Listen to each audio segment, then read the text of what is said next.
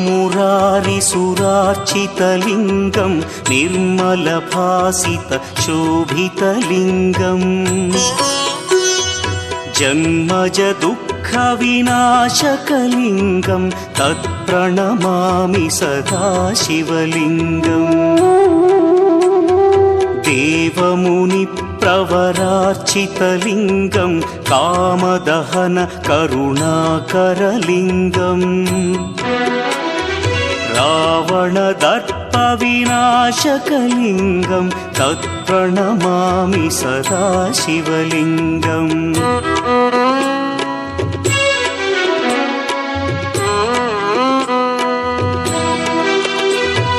सर्वसुगन्धसुलेपितलिङ्गं बुद्धिविवर्धनकारणलिङ्गं सिद्धसुरासुरवन्दितलिङ्गं तत्प्रणमामि सदा शिवलिङ्गं कनकमहामणिभूषितलिङ्गं फणिपतिवेष्टितशोभितलिङ्गम्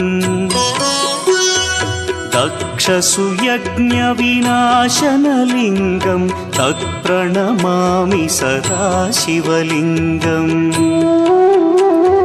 कुङ्कुमचन्दनलेपितलिङ्गं पङ्कजहार सुशोभितलिङ्गम्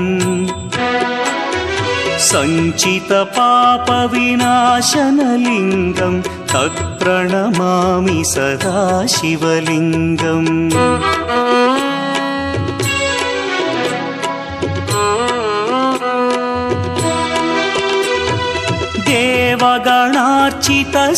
देवगणार्चितसेवितलिङ्गं भावैर्भक्तिभिरेव च लिङ्गं दिनकरकोटिप्रभाकरलिङ्गं तत्प्रणमामि सदा शिवलिङ्गम् अष्टदलोपरिवेष्टितलिङ्गं सर्वसमुद्भवकारणलिङ्गम्